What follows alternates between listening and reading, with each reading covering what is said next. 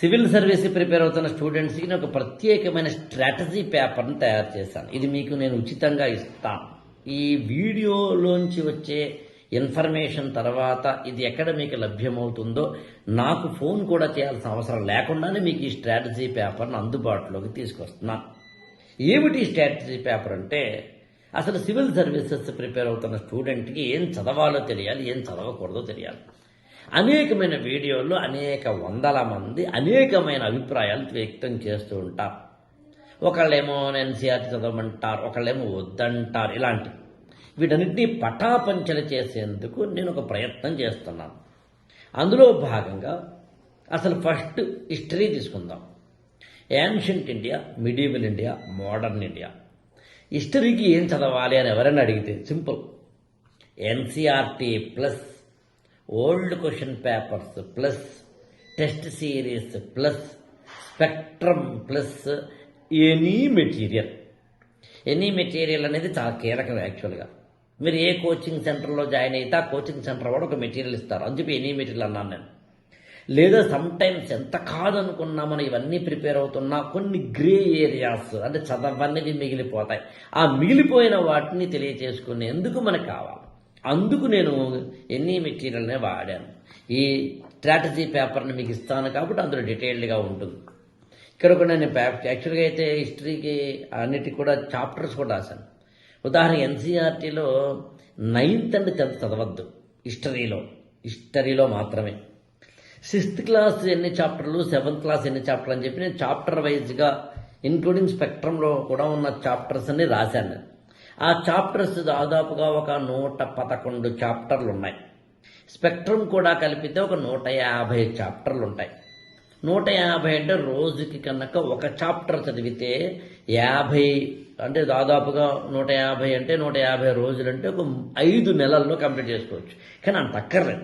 అందులో time table కూడా design చేసి ఇస్తాం. యాక్చువల్గా ఈ గురుకులంలో డే 1 నుంచి టైం టేబుల్ బేస్డ్గానే మెంటరింగ్ అనండి, క్లాసెస్ అనండి ఇవ్వడం జరుగుతూ ఉంటుంది. ఏది ఏమైనా మీరు గమనించాల్సింది ఎండ్ పాయింట్, హిస్టరీకి సంబంధించి సింప్లిఫికేషన్ చేస్తున్నాను. ఎన్సీఆర్టీ అందులో కొన్ని అక్కర్లేదు, ప్లస్ మన spectrum plus old questions plus test series, ఇంతే. అంటే any specific material, that's all. ఇది హిస్టరీకి సంబంధించిన స్ట్రాటజీ. కల్చర్కి సంబంధించి తీసుకుందాం. కల్చర్ ఏం చదవాలి? కల్చర్కి ఎన్సీఆర్టీ పుస్తకాలు కనుక చదివితే నితిన్ సింఘానియా చదవద్దు. నితిన్ సింఘానియా కనుక చదివితే ఎన్సీఆర్టీ చదవద్దు.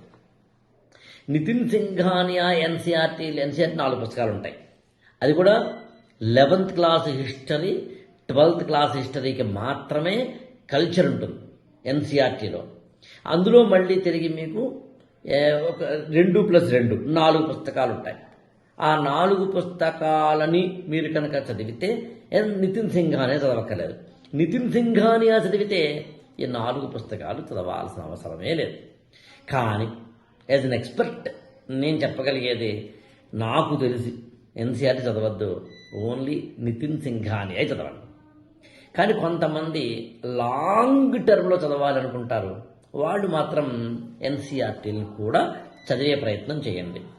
ఎన్సీఆర్టీలు అలాగే నితిన్ సింఘానియాల్లో కూడా ఒకవేళ చదవాలనుకుంటే ఎన్సీఆర్టీలో అన్ని చాప్టర్లు చదవాల్సిన అవసరం లేదు, కొన్ని చదివితే సరిపోతుంది.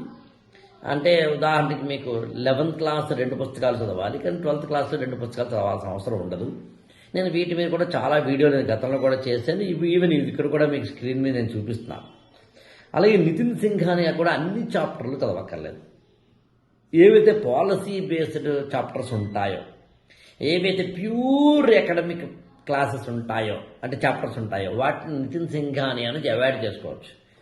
కాబట్టి నితిన్ సింఘానియా లేదా NCERT 4 books plus old question papers plus test series plus any significant material is equal to culture preparation అయిపోయింది. ఇంతే, ఇంతకుమించి అక్కర్లేదు. ఇక జాగ్రఫీ తీసుకుంటే జాగ్రఫీలో డౌట్స్ ఏమీ లేవు.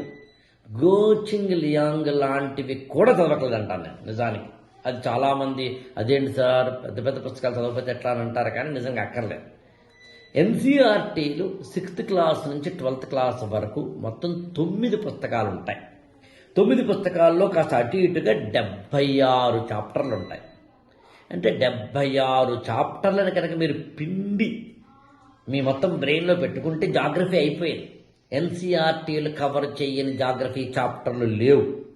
కొన్ని ఉన్నాయి, అవి కరెంట్ అఫైర్స్లో కవర్ అయిపోతాయి. అంటే జాగ్రఫీకి ఉన్న స్ట్రాటజీ ఏమిటి అని అడిగితే ఎన్సీఆర్టీ మొత్తం 6th క్లాస్ నుంచి 12th క్లాస్ వరకు 9 పుస్తకాలు ప్లస్ అంటే 76 చాప్టర్లు plus old question paper analysis plus test series plus current affairs plus any significant material. మీకు హిస్టరీలో కల్చర్లో నేను కరెంట్ అఫైర్స్ అనే పదం వాడలేదు. ఇంకా కల్చర్లో కొంతవరకు కరెంట్ అఫైర్స్ వస్తుంది కానీ హిస్టరీలో పెద్దగా రాదు. కాబట్టి హిస్టరీ కల్చరు కాకుండా జాగ్రఫీ విషయంలో మాత్రం కరెంట్ అఫైర్స్ కంపల్సరీ. అంటే ఎప్పుడూ కూడా జాగ్రఫీతో పాటు ఎకానమీని డిజాస్టర్ మేనేజ్మెంట్ తోటి కలిగిన జాగ్రఫీని చదవడం తెలివైన పని అవుతుంది. అంటే జాగ్రఫీలోని కొన్ని ఏరియాలు డిజాస్టర్ మేనేజ్మెంట్లోను, జాగ్రఫీలోను కొన్ని ఏరియాలు ఎకనామిక్స్లోను కవర్ అవుతాయని చెప్పడం నా ఉద్దేశంలో ఓవర్లాప్ అవుతాయి. అందులో ఎకనామిక్స్ తోటి అలాగే ఇందాక నేను చెప్పినట్టుగా మన యొక్క డిజాస్టర్ మేనేజ్మెంట్ తోటి కలగలిపి కనుక జాగ్రఫీని చదువుకుంటే సరైన యాక్చువల్గా టైం టేబుల్స్ అలాగే వేసుకోవాలి. నేను అందుకనే కొన్ని టైం టేబుల్స్ ఎలా వేసుకోవాలది కూడా ఈ సిరీస్లో చెప్పాలని డిసైడ్ అయ్యాను యాక్చువల్గా. ఇంకా తరువాత వచ్చేసి పాలిటీ కూడా పెద్దగా కంగారు పడక్కర్లేదు. పాలిటీ విషయంలో బేసిక్ బుక్స్ చదవాలా అక్కర్లేదా? నేనైతే చదవక్కర్లేదంటాను. అక్కర్లేదు నిజానికి. కాకపోతే చదవాలని మీకు అనిపిస్తే కనుక ఒకటి కాన్స్టిట్యూషన్ అట్ వర్క్ అని ఒక బుక్ చదివితే చాలు, మిగతా చదవాల్సిన అవసరం పాలిటీకి సంబంధించి లేదు. నిజానికి అది కూడా అక్కర్లేదు. కానీ గుర్తుంచుకోండి, లక్ష్మీకాంత్ బుక్ తప్పనిసరి చదవాలి. కానీ విచిత్రం ఏంటంటే ఎగ్జామినేషన్ ఇంకొక 4 నెలలు ఉందనగా లక్ష్మీకాంత్ బుక్ కూడా చదవక్కర్లేదు. అంటే ఎగ్జామినేషన్ 4 నెలల కన్నా ముందే లక్ష్మీకాంత్ బుక్ని కనీసం మీరు ఒక 2-3 రివిజన్ ఒకటేయాలన్నమాట. అందుకని పాలిటీకి లక్ష్మీకాంత్ బుక్ని రేపు ఎగ్జామ్ అనగా ఇవాళ కూడా ఓపెన్ చేస్తున్నారంటే మీ స్ట్రాటజీ రాంగ్ అని అర్థం. అందుకు ముందు లక్ష్మీకాంత్ని కంప్లీట్ చేసుకోండి. To the best of my knowledge NCERT మాత్రం అవసరం లేదు.